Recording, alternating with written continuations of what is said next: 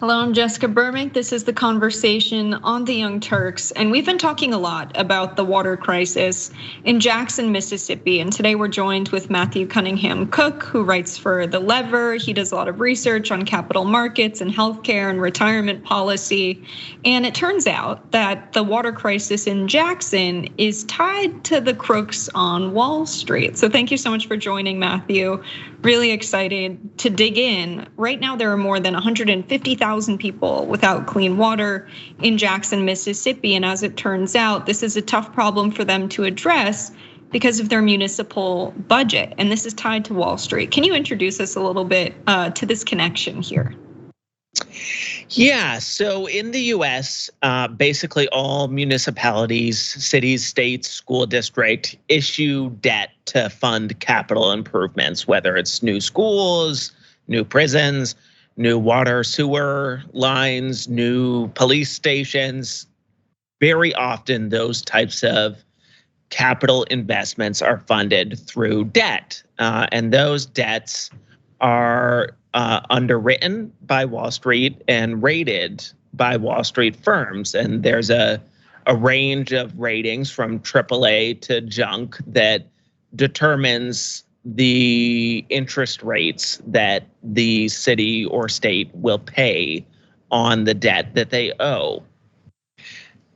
What the big problem here that we identify in the piece is that Moody's and other bond rating agencies are much harsher with municipal debt than with other kinds of debt, like mortgage-backed securities, like corporate debt issued by companies like ExxonMobil. What we see is that they are much more likely to be very aggressive in saying Jackson or another municipality doesn't have the means to pay off its debt if it has higher poverty rates or if it has pension obligations that they need to pay to their public employees. So we saw this play out in real time where in 2017, the progressive mayor of Jackson, Chokwe Antar Lumumba, campaigned to issue a bond to fix Jackson's water and sewer infrastructure. But less than a year after taking office, he was kneecapped in that project by Moody's, who downgraded the city's debt into junk status. And what makes this just particularly outrageous is right around the same time, you saw tranches of commercial mortgage-backed securities rated AAA right before, for like a mall project, right before we saw a world historic global pandemic that sent tens of millions of people out of offices, out of malls, and Moody's just didn't anticipate that at all. And so the big problem here too is that businesses don't have unlimited taxing power, and almost all of them are younger, substantially younger than a place like Jackson, which is, I don't know exactly how old it is, but at least 150 years old, with a long history of paying its debts on time. So that's basically the story. You know, one class of ratings for cities and another class of ratings for Wall Street, and it's a ratings agency that is a Wall Street firm that gets the overwhelming majority of its revenues from Wall Street companies looking for favorable ratings, that has a track record of giving inflated ratings to companies owned by its largest shareholder, Warren Buffett, and is a company that has never meaningfully been held to account for its role in the financial crisis in 2008, where they rated deals that were specifically defined by the people issuing these deals as being like fecal deals. I'm not going to say the exact word. And this was released in emails found by the Permanent Subcommittee on Investigations, and Moody's and other bond rating agencies rated them AAA. And even though they had to pay large fines, not a single executive or raider was prosecuted for their role in causing a financial crisis that threw millions of people out of their homes and out of their jobs. So that's sorry, go ahead. I was just saying that's the story. Yeah, let's fill in some details for our viewers who might not be in depth in the monetary policy, especially municipal policy. So if I'm the federal government and I want to, pass a huge defense spending bill, I can vote to spend the dollars, and the proper account will get credited because the federal government's a currency issuer. Municipalities cannot issue dollars. So if they don't raise enough revenue via taxes from their residents, they've got to finance their spending in that budget with these municipal bonds. There are people who will purchase government bonds because they have a guaranteed return on investment, and it's a little bit less risky. It's a little bit more guaranteed than maybe investing in the stock market. So that's why they're appealing to some people. It is a problem if Moody's is giving these bonds very low ratings, because this could lead to a city like Jackson that's facing a water crisis to go bankrupt. And unfortunately, this happens a lot in majority Black municipalities. Can you talk a little bit about how this is a racial justice issue as well? Yeah, I mean, what we found, we've done the research over the years, and what we found is that the worst rated municipalities almost always tend to be majority people of color. And that's just the name of it. And Moody's has never gone on the record to explain this massive racial discrepancy in their ratings. Not once. They've never gone on the record for why they never talked about pension obligations prior to 2008, in municipal debt. They would always come up with some other reasons to rate municipal debt more harshly. All of a sudden, when you have a billionaire, John Arnold, spending millions of dollars raising concerns about pension obligations, do you see Moody's including this? So yes, you're absolutely right. This is a two-tier system. Cities cannot raise the funds, as businesses cannot tax their way into paying their debt in the same way that municipalities can, which makes this two-tier structure all the more frustrating and racist.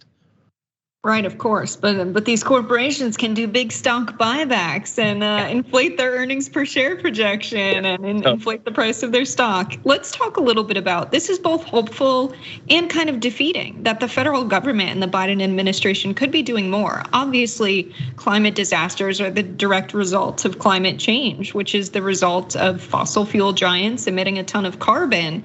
And now Jackson, this municipality, is paying the price for that. The federal government could appropriate funds to Jackson to cover the cost of fixing this issue, which will cost them $2 to $4 million.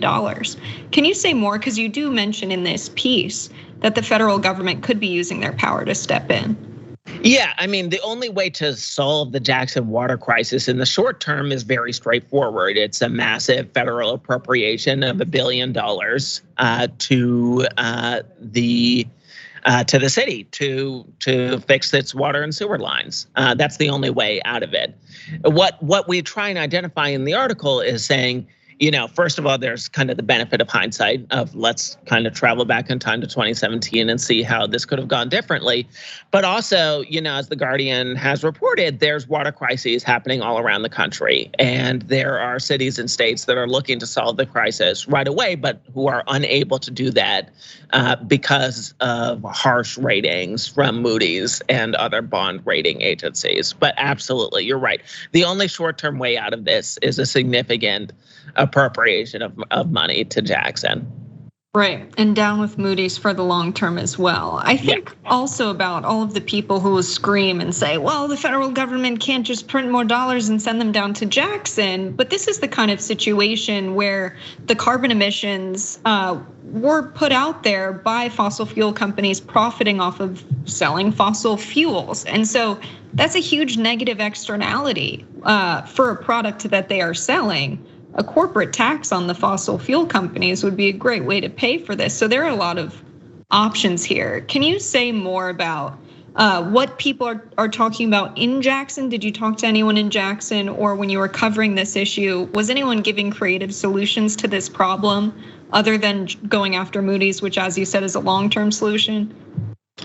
Yeah, I mean the main thing that folks are talking about right now is the need for this substantial federal investment in the water and sewer infrastructure in Jackson. That's the main thing, and unfortunately, Congressman Benny Thompson, who represents Jackson, is only pushing for $200 million when that's only 1/5 of the total amount that's going to be needed.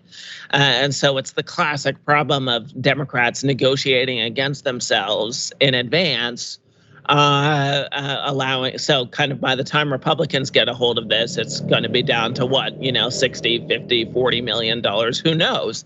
And so, yeah, I mean, in the background of all of this is just frankly the classic story of Democrats who don't know how to negotiate effectively or advocate effectively for their constituents. And that's a problem we see all across the country. And frankly, is the reason why we're just seeing this poll from the New York Times that's saying, Kevin McCarthy is the odds on to become the next Speaker of the House. So if you're a constituent of Benny Thompson's in Jackson, you might feel a little bit left behind. But on a national level, he's become this public figure heading the January 6th committee hearings when people in Jackson are struggling to have clean water. It turns out that Democrats need to do something materially to make their constituents' lives better if they want to keep their votes.